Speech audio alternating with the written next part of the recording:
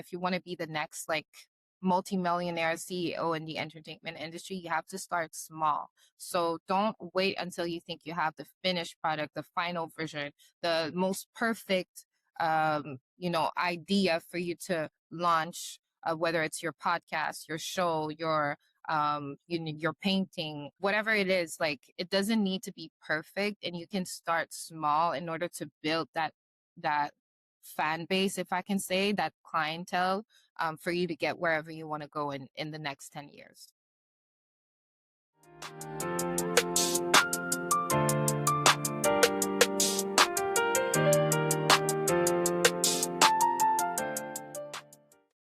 Creativity may spark an idea, but it's the system behind it that helps it grow.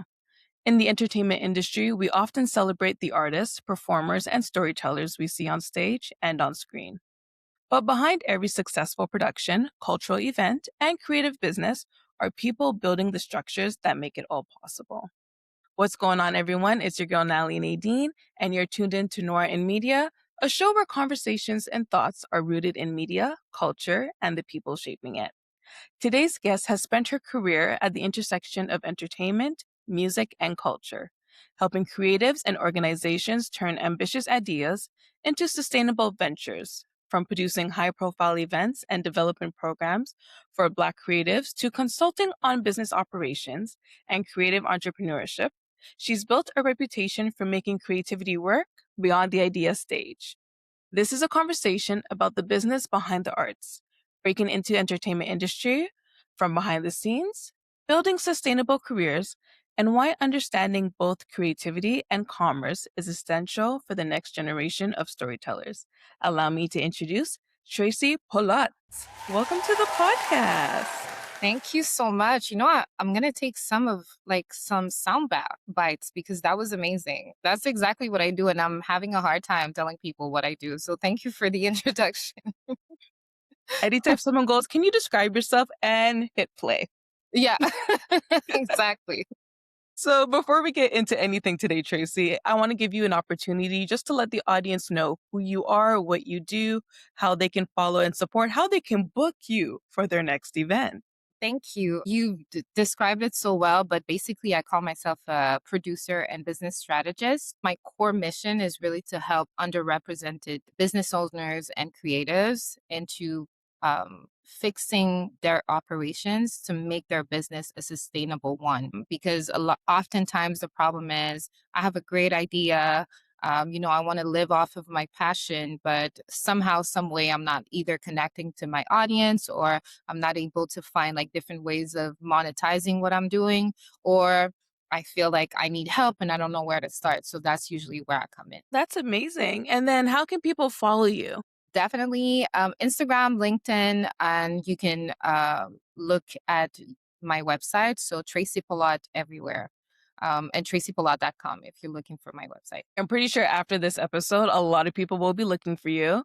I was telling Tracy before we started the recording that when I saw her application to be on the podcast, I was so happy because, like I said in the intro, so many times we see in front of the screen, we see the performers, we see the actors, we see the glitz and glam in the finished product, but we don't understand always the steps it took to get there, the months, the weeks, sometimes the years. So I'm looking forward to starting this conversation with you. And just to kind of jump into the first question, what actually drew you to entertainment and music and culture production? And how did you discover your strengths in operations and strategy? That's a very good question. At a surface level, now that I look back and I think back, it made sense because I was a corporate girl and I was trying to live off of my passion. Like, I didn't understand why I had to have a 9 to 5 job, and then from 5 to 9 trying to like discover and like nurture my passion, which was being in media. I wasn't sure exactly what it was, but I knew I wanted to kind of explore that space. But when I go a little bit deeper, I remember as young as I was, like 4 years old, I've been doing runway shows, being extra at movies, being the soloist for my school's album, like, all those different opportunities throughout my life where I've done ballet. I'm not a good dancer at all, but I've done ballet. So all of those different experiences really made me kind of um discover the world of culture and entertainment in a way, and kind of nurtured that in me for sure. And how did you know that, especially the behind the scenes? Because we talk about the operations, but was there a moment in time where you're like, ooh, how did they get to this point? This behind the scenes just took me, like, just took my breath away, took me by surprise. So, to be more specific, because I think a lot of people, when we say operations and strategy, they don't understand what it means. But the operations and strategy would mean like the structure and the how to do things, how to make it happen. So how do we bring the beautiful painting that you have, and we're able to put it in places where it could be seen and monetized off of. And that journey really, and I feel like I'm still in that journey, but that journey came about when I was trying to find a way to merge my skills, which were in HR, human resources management, organizing, public speaking, onboarding employees, things of that nature. How to merge that in an industry where all I'm seeing is people that are public facing, like actors, or like being in front of the camera. And I remember when I started in front of the camera. I started with producing a podcast, and I still have my notes. I wish I brought it with me to show you, but um as I was kind of building the podcast, I had ideas like, maybe we should go on tour, maybe we should have merch, maybe we should try and like do some research and things of that nature. So that producer hat that I have today was always there. I just didn't know that it was the role of a producer. So it took me a lot of like doing and failing and meeting people and research and asking questions and being curious to kind of understand that my place was really behind the camera. And so one day I made a decision, and I stopped accepting any gigs that required me to be in front of the camera, because my goal was really to be behind the camera. I wanted to help people make their vision happen. I didn't want to be in front of the camera. You just gave me like three different points. It's like ping ponging in my head because I'm like, one, it's interesting to see how things come back full circle. So to see if this is something that you started off in ballet, you started off in the corporate world, but then everything just kind of circled back to what you're doing now, and you kind of see how everything played a role, even if it wasn't always entertainment, if it wasn't always performing arts, if it wasn't always on screen, but somehow it kind of weaved into the person that you are. And I think another thing you mentioned is talking about, like, ask questions, actually kind of do the research and see what's out there.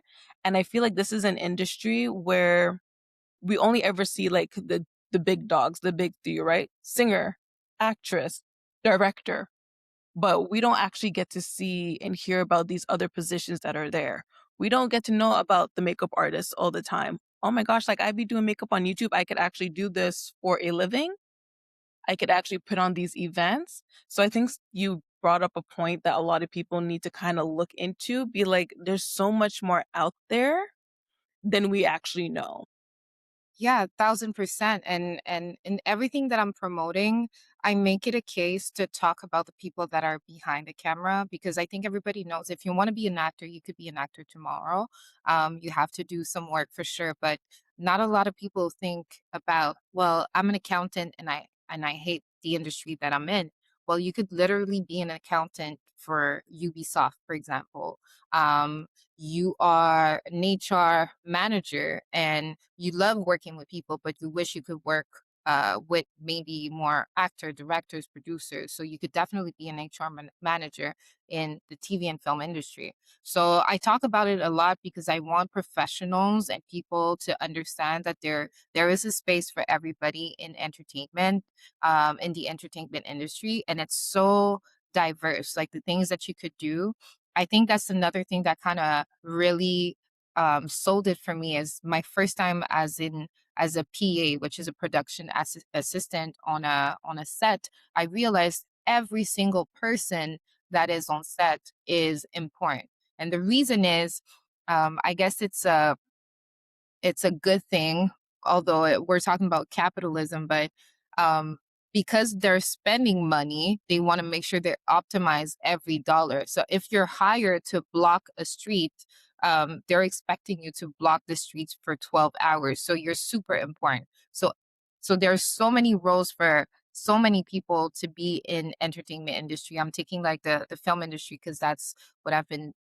delving in for the past few years. But just in entertainment in general, like so many needs, so many people, so many roles you could have. And then how did your parents kind of take this shift in your career? Because, everyone kind of has the dream of the corporate girly, right? You're going to the medical, you're going into teaching. So when you made that transition, were they shocked by it? Were they like, oh no, we saw the dots, we connected them? It took a lot of convincing my family, because, like I said, I had a corporate job and at a government level at that. So it's not even like I was leaving a very secure and stable job to go into corporate, and I decided to take the nonprofit route.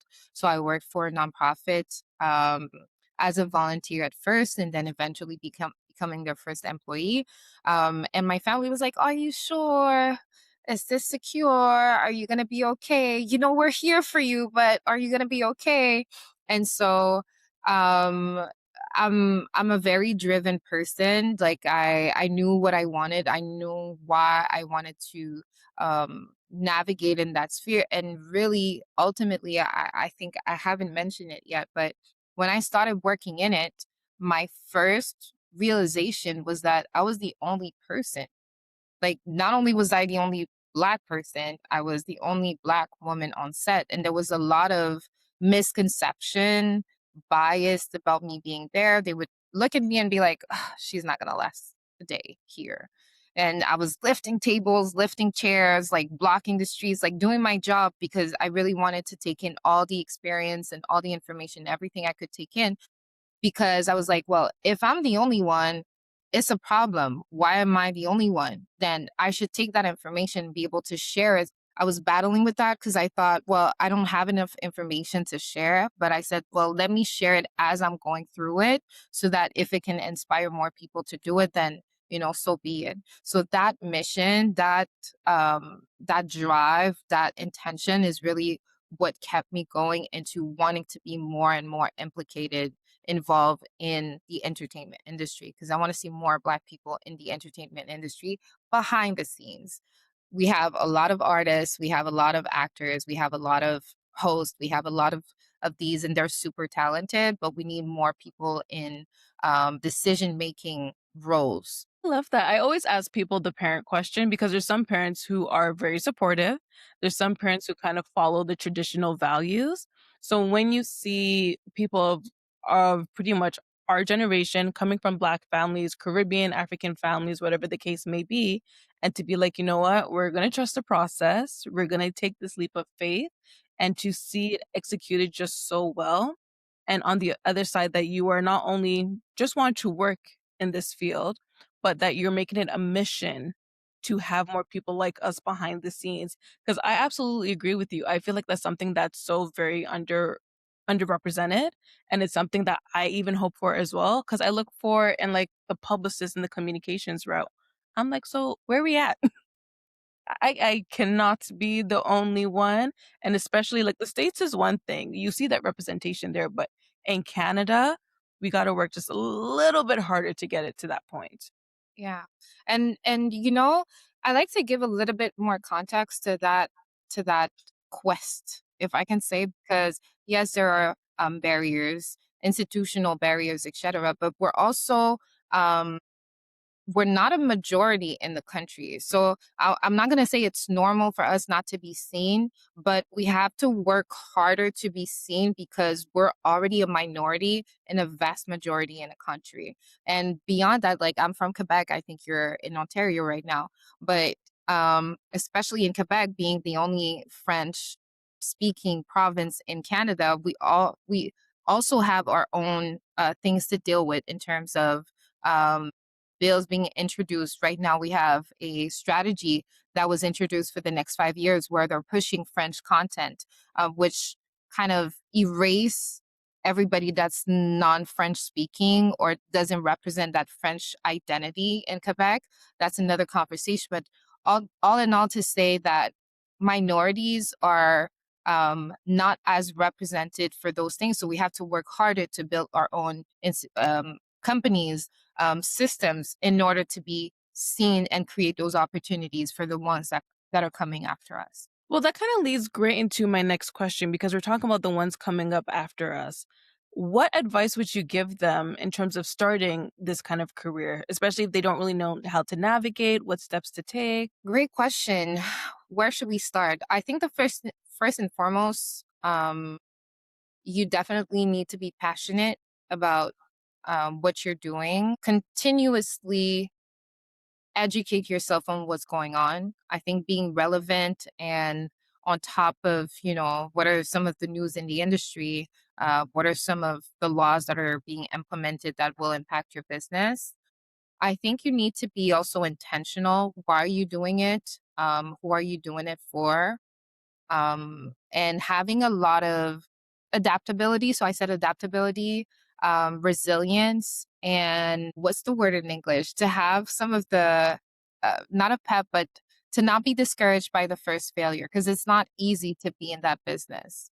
I was talking earlier about like being, an accountant or an HR manager, but those roles are also very rare. When someone fills a role in a company, then it's pretty much filled. So it's not like there's many like production companies that can hire an HR manager, etc. So I'm saying, be an expert at what you're doing. Have adaptability for sure. Be resilient, and don't give up on the first failure. And I would also not rely on.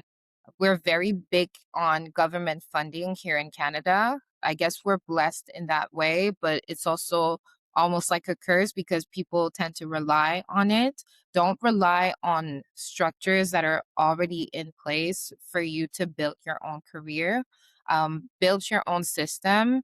And most importantly, I almost forgot, but I think community is important. What I mean by community is look for people, definitely quoting, the great Issa Rae, but definitely look on your left and on your right and see who you can collaborate with to make something happen. I think that's the power in working and building together, because then you could be doing something and then someone else is doing the same thing. Why are we not sharing that information, sharing resources, sharing contacts, mutualization? It's so funny that you brought that up because the guest I had before you literally said the same thing in terms of collaborating with those beside you instead of always aiming upwards. Because obviously, yeah, you want to work with some of those people, but everyone on this level right now, we are the next CEOs, the next directors, the next big hit.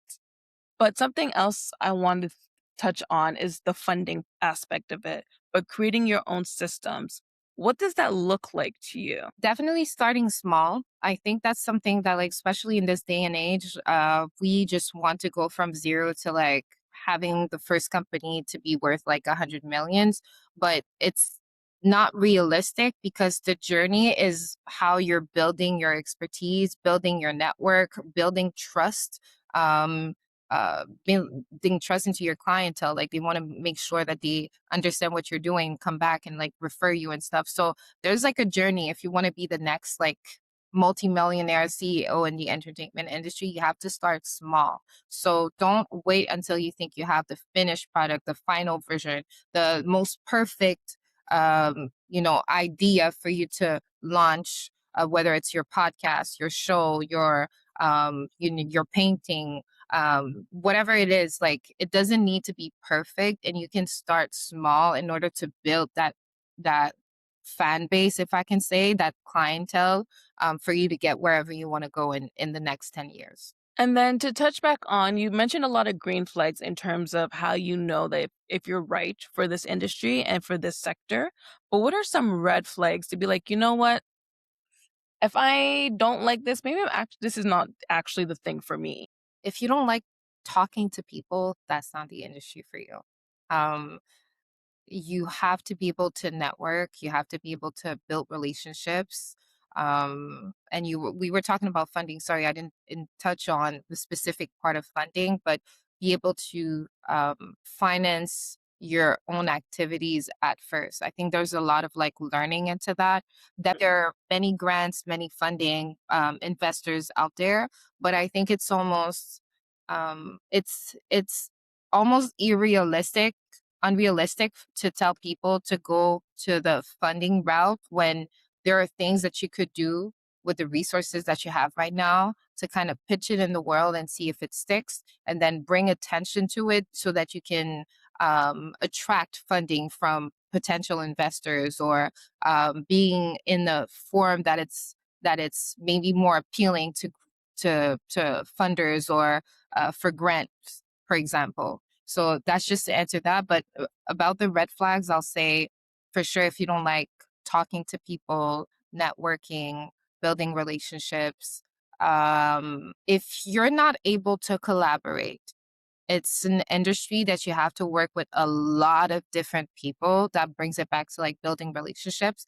But if you're someone that likes to be just alone, and you're not open to having feedback, or criticism, or having different people's input into the art or into the business that you're trying to create, that's going to be very difficult. No, that's a good thing to kind of make note of, especially for sure. Like, there's a difference between not wanting to talk to people and being introverted. And I think that's something too that people kind of confuse. I always tell people, I'm like, I'm very much an introvert, but when that time comes and I have to be at an event, I have to be around people, it's kind of like, all right, we're going to get like in that mindset, flip on that switch, let's go. If you don't like people at all, no, you can't do this. No, I don't think so. I don't know everything, but I don't think it's the right space for you. And I think even when you're talking about the funding and the financial aspect of it, I also think that's kind of a red flag as well, because this is also an industry where you have to bet on yourself. Yeah, And sometimes that does requires you to put that funding into yourself. 1,000%. You definitely have to have like, um, and it doesn't have to start small. Like, if I could take like a concrete example, let's say you want to be in the industry and you are an artist.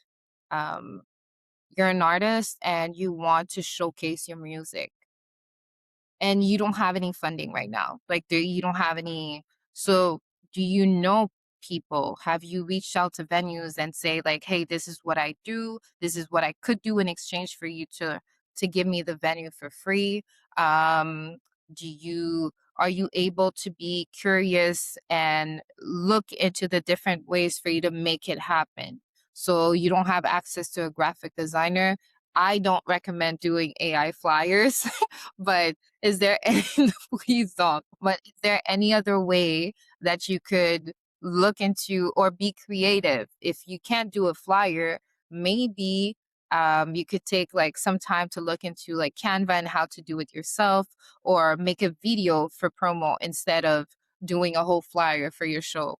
Gotta tap into like, do you have anyone around you that's good in sales that could sell your tickets for you, or promote your tickets for your show? Instead of aiming for a 200 person room or venue, maybe start with a room full of 10 or 12 people that are going to show up and will support you in that endeavor. So you really have to be creative. You really have to tap into the resources that you have right now. And I love to say you have everything that you need today to be the best version of yourself. So, just tap into that for sure. I love the fact that you touched on the AI flyers because we've seen one too many of them. Mhm. And they all look the same, right? They all look the same. It's giving very much Chat GPT copy and paste. But how do you see AI in your industry? And I think that's something that some people are very afraid to touch on, or they're like, I'm anti AI 100%. What side are you leaning towards right now, just seeing its development? Um, I think that I was talking about adaptability earlier. I think it's very important, especially for us millennials, to be aware of what's going on, and to use those tools in a way that we understand how they work. I've seen people promote and tell people not to use AI, and how bad it is, and it is bad for the environment. Not to get too deep into it, but you and I using AI is not what's messing the earth right now. It's big corporations building those centers and using us to fund part of it and to feed part of the data that they need to do whatever they need to do.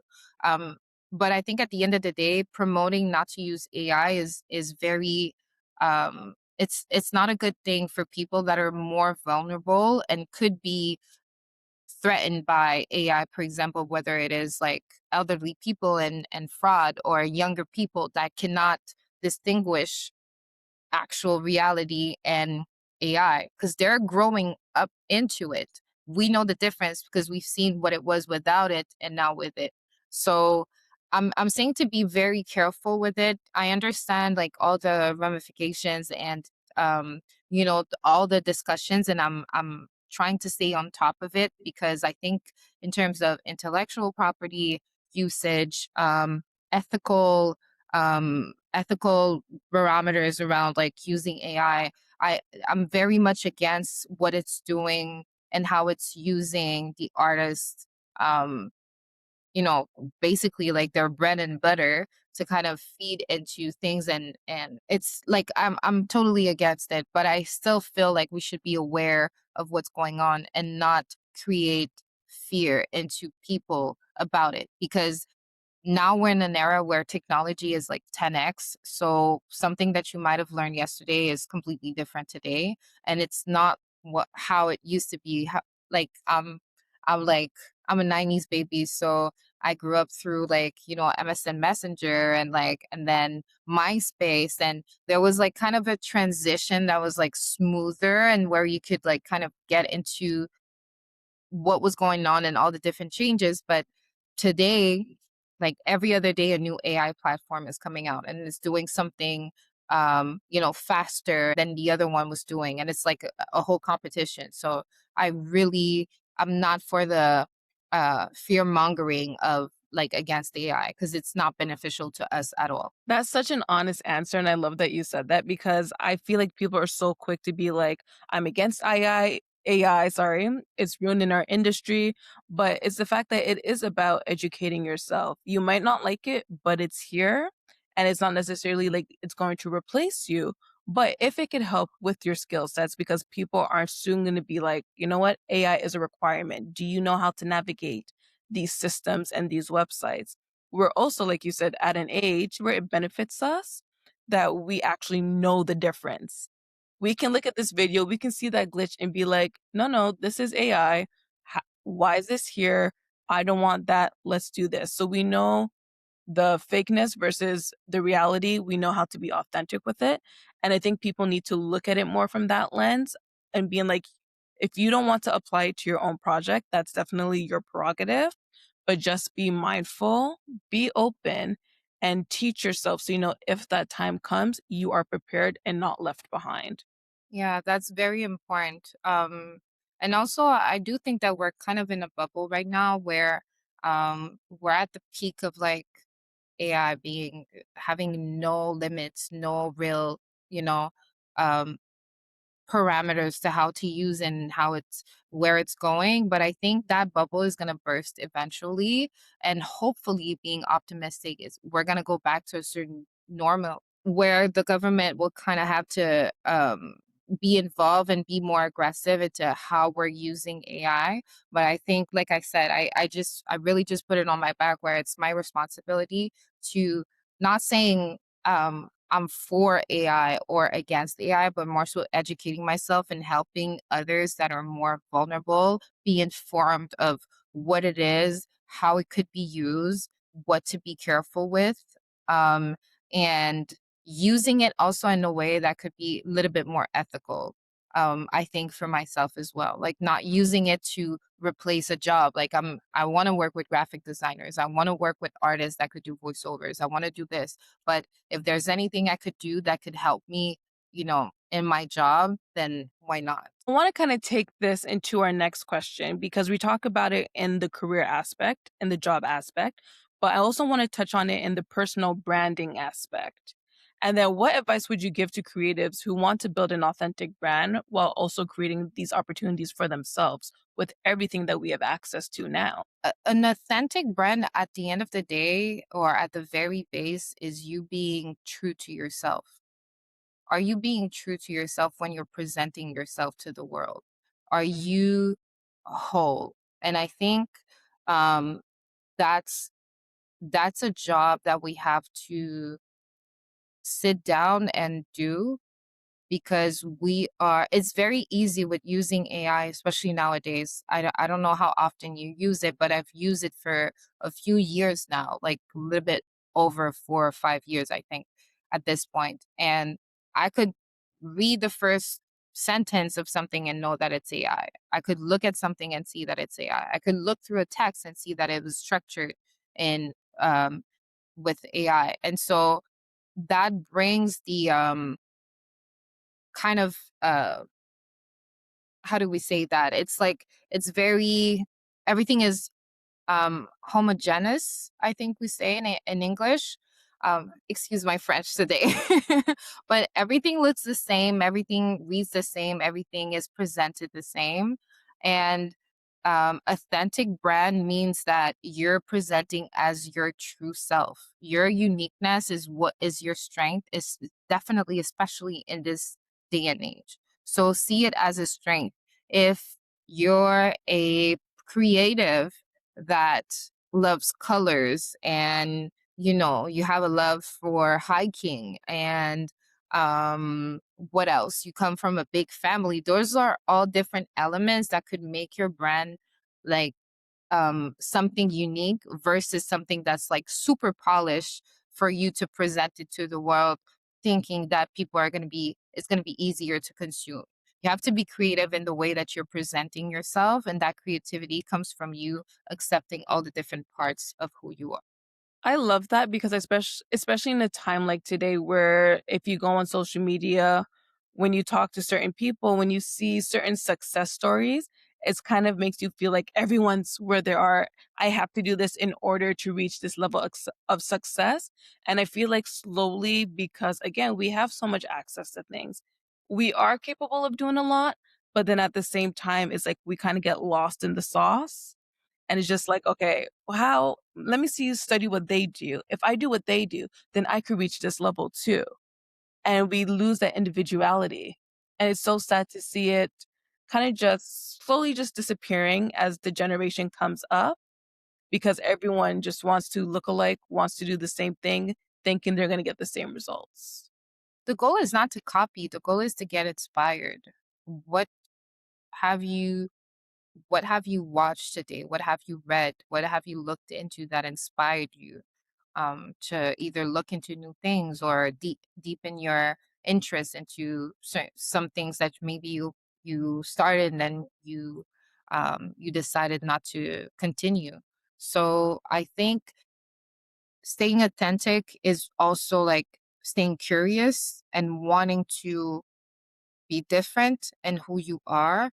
um, I'm thinking because we were talking about how the new generation from what we're seeing right now, they're all dressing the same, but it's also the effect, and they don't know how to dress for summer, so they show up in like those different like cool outfits um, that are not necessarily adapted to the weather right now, and that made me think and made me laugh. But it's because all they're seeing or all they're looking into is people that are dressing in a certain way. So, that curiosity of wanting to see what's going on around the world, how people are dressing up, how people are just getting inspired, and being unique. Like I think that's really what makes you authentic at the end of the day. I love that. It just makes you kind of look at things a little differently. And it also, when I hear these things, it makes me think about the next generation. If I look at my sister, I look at my nieces, it's just like, what can I instill in them from now?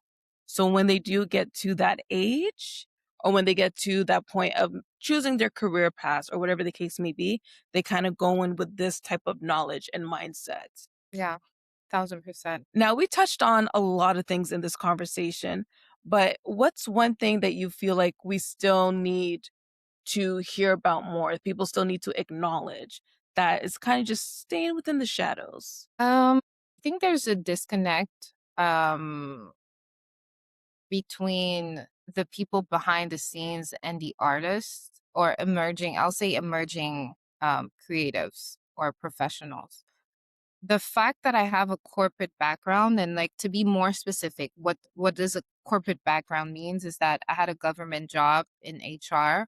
I quit that job to go work in a nonprofit, where I started as a production coordinator and eventually became operations lead, and eventually a head of programs. So I was developing entrepreneurial or entrepreneurship program for creatives, helping them kind of understand what was the industry that they were navigating in, and how to position yourself as an entrepreneur. Because when you're an artist, you're not no longer today, at least, you're no longer just an artist. You're a machine. You're a corporation. You're a business. So how do you take that into consideration? How have you looked into the legal aspect, the finance, the branding, marketing aspect? How do you is there different ways for you to explore your career and your skills, not only being like an artist, but for example, as a musician, maybe you could play for bands on TV, or like all those different like type of opportunities that you could look into. And so that background, and especially like working with a lot of like different institutions, that background allowed me to understand what are the greater barriers that artists faced for them to have a sustainable career. And that friction comes from artists wants they want to create, and people behind the scenes want to make these opportunities happen, but it has to come with a mindset of selling your talent. And I think that's the friction that artists don't like to they don't like to come to the realization. They don't want, it's like they want to get paid, they want to make money, but they don't want to make money in ways that need to have their art being sold different ways. So, for example, artists forget a lot about like all the rights that they could have with placing their music either on the radio or on TV or et cetera, et cetera. It's like, oh, it's too much paperwork. But that paperwork is what allows you to have a sustainable career. So you need to reach out to the people that can help you have this in place, so you can go from a side passion to actually having a career. So I think that's like the huge misconception that I would like, and I do my best every day to work against. So for all you creators, sometimes it's even the established one too, where they still forget that because they're just stuck in a certain mindset that this has worked for the last 30 years and it's going to continue working. Not in the society, not in the economy, not in the generation that we're a part of now. You know, you just made me realize and reminded myself, but there's so many different elements that are important for an artist, or like, yeah, I'll say an artist to be put in the front. And PR is one of those that like people tend to not talk about at all, because they think like I have this persona, I have this way of presenting myself, this way of talking, I should be fine. But you know, um, all the great artists that they are looking at have PR training. Most of them have PR training.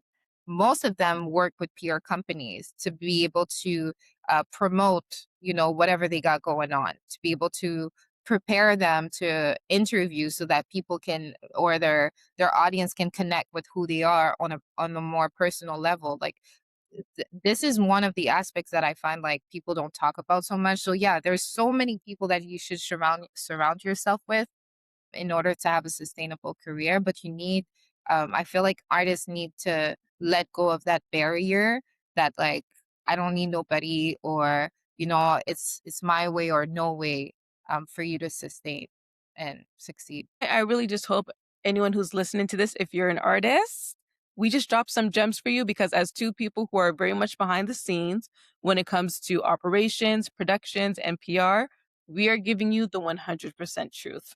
1,000%. Yeah. Yeah. So, as we close out today, I want to ask you at the core of what you do, what is a message or a lesson you hope that people walk away with? I feel like what I have on my heart right now is to don't give up. So the first one would be don't give up for sure. It's hard, it's not easy. Um, you have a lot of questions, but don't be afraid to ask questions, to take on opportunities for you to learn, whether it's through volunteering or trying and failing. Failing is the best teacher. Um, don't give up and surround yourself, build with your peers. Think I'm very like strong on that. I think um, collaboration has brought so much to my life that I don't see how I could even ever do anything that's not collaborative. Sorry.